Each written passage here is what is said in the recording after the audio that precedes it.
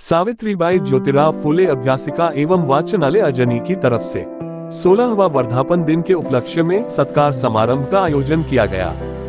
वाचनालय के संस्थापक श्री लीलाधर जी दवंडे, इनके अथक परिश्रम से यह वाचनालय 16 वर्षों से कार्यरत है। गांव के नागरिक एवं सभी विद्यार्थियों का सहयोग इन्हें हमेशा मिलता है।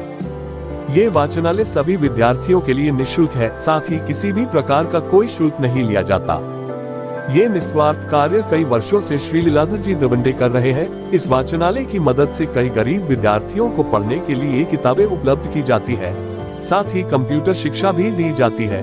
जो विद्यार्थी army, navy, air force, police, railway, bank एवं कई अन्य सरकारी नौकरियों के लिए तैयारी करते हैं, उन्हें यहाँ से निःशुल्क किताबें पढ़ने हेतु दी जाती है। यहाँ से अधिकांश विद्यार्थियों ने पढ़ाई करके सरकारी नौकरी पाली है और आज भी वह सभी विद्यार्थी इस वाचनालय से जुड़े हुए हैं। सावित्रीबाई फुले के विचार समाज सुधार, महिला शिक्षा और समानता के प्रति उनकी प्रतिबद्धता को दर्शाते हैं। उनके कुछ प्रमुख सुविचार इस प्रकार हैं: यदि महिलाएं शिक्षित होंगी तो समाज शिक्षित होगा। सावित्रीबाई फुले महिलाओं की शिक्षा के महत्व पर जोर देती थी। उनका मानना था कि जब महिलाएं शिक्षित होंगी तब समाज में बदलाव आएगा। समाज के हर व्यक्ति को समान अधिकार मिलना चाहिए, चाहे वह किसी भी जाति, धर्म या लिंग का हो। वे सभी के लिए समानता और न्याय की प्रबल समर्थक थी। उनके अनुसार समाज में किसी के साथ भेदभाव नहीं होना चाहिए। अज्ञानता ही सबसे बड़ा शत्रु है और शिक्षा से ही हम इसे पराजित कर सकते हैं। उनका मानना था कि शिक्षा से ही अज्ञानता और अंधविश्वास से मुक्ति पाई जा सकती है।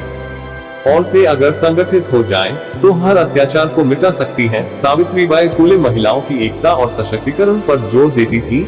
वे मानती थी कि संगठित महिलाएं समाज में क्रांतिकारी बदलाव ला सकती हैं। समानता के बिना समाज की उन्नति संभव नहीं है। समाज में व्याप्त असमानता और जातिवाद का खात्मा उनके कार्यों का मुख्य उद्देश्य था। सावित्रीबाई फुले ने न केवल इन विचारों को प्रस्तुत किया, बल्कि इन्हें अपने जीवन में उतारकर सामाजिक सुधार के लिए अमूल्य योगदान दिया। विद्यार्थियों के लिए निस्वार्थ सेवा भाव का अर्थ है बिना किसी स्वार्थ या व्यक्तिगत लाभ की इच्छा के उनकी शिक्षा और विकास में योगदान देना। ये भाव एक शिक्षक, संरक्षक या समाज सेवी के रूप में विद्यार्थियों की मदद करने की भावना को दर्शाता है। कुछ मुख्य बिंदु इस प्रकार हैं: ज्ञान और मार्गदर्शन देना। निस्वार्थ सेवा भाव से प्रेरित होकर शिक्षक या मार्गदर्शक अपने ज्ञान, अनुभव और संसाधन विद्यार्थियों के साथ बिना किसी अपेक्षा के साझा करते हैं, ताकि वे जीवन में आगे बढ़ सके। समय और ध्यान देना। विद्यार्थियों के विकास के लिए समय और ऊर्जा समर्पित करना। ये ध्यान रखना कि हर विद्यार्थी को उसकी आवश्यकता के अनुसार मदद मिले, चाहे वह पढ़ाई में हो, मानसिक विकास में या किसी अन्य कौशल में। मूल्य आधारित शिक्षा। विद्यार्थियों को न केवल पाठ्यक्रम आधारित ज्ञान देना, बल्कि उन्हें नैतिकता, सद्भाव और समाज सेवा के मूल्यों से भी अवगत कराना, ताकि वे एक जिम्मेदार नागरिक बन सके। समानता और न्याय। सभी विद्यार्थियों को समान अवसर देना, चाहे उनकी सामाजिक, आर्थिक या जातिगत पृष्ठभूमि कुछ भी हो।